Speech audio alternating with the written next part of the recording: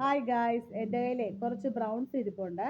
ഞാൻ ഇന്ന് ബ്രൗൺസ് ബിരിയാണിയാണ് കേട്ടോ തയ്യാറാക്കുന്നത്. ആദ്യമേ ഞാൻ റൈസ് കുക്ക് ചെയ്ത് മാറ്റി വെച്ചു. കൈമ റൈസ് ആണേ.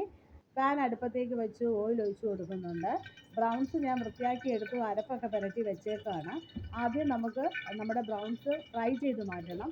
ഫ്രൈ ചെയ്ത അതേ ഓയിൽ തന്നെയാണ് കേട്ടോ നമ്മുടെ സവാളയും പച്ചമുളകൊക്കെ വഴറ്റി എടുക്കുന്നത്. അപ്പോൾ നമുക്ക് ആദ്യം നമ്മുടെ ബ്രൗൺസ് ഒന്ന് ഫ്രൈ ചെയ്ത് മാറ്റാവേ.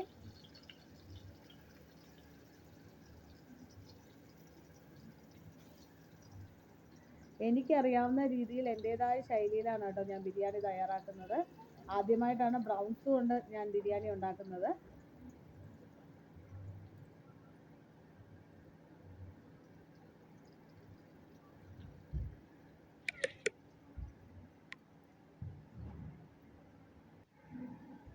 ബ്രൗൺസ് ഒക്കെ ഞാൻ ഫ്രൈ ചെയ്ത് മാറ്റി അതേ ഓയിലിൽ തന്നെ സവാളയും പച്ചമുളകും ഇഞ്ചിയും വെളുത്തുള്ളിയും പേസ്റ്റും ചേർത്ത് നന്നായിട്ടൊന്ന് വഴറ്റി എടുക്കുന്നുണ്ട്. ഇതിലേക്ക് ഇനി സോൾട്ട് ചേർത്ത് കൊടുക്കണം, ടൊമാറ്റോ ചേർത്ത് കൊടുക്കണം.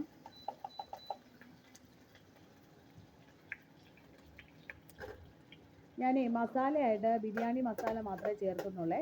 ഇനി വേറൊരു മസാല ഞാൻ ചേർക്കുന്നില്ല, ഉള്ളി ബിരിയാണി മസാലയെ ചേർക്കുന്നുള്ളൂ.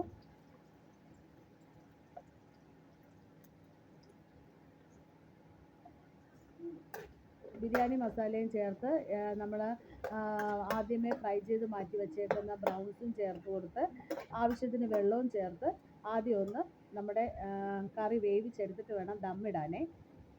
അങ്ങനെ ദമ്മിട്ട് എടുത്തിട്ടുണ്ട്. നല്ല മണമൊക്കെ വരുന്നുണ്ട് കേട്ടോ ഗൈസ്.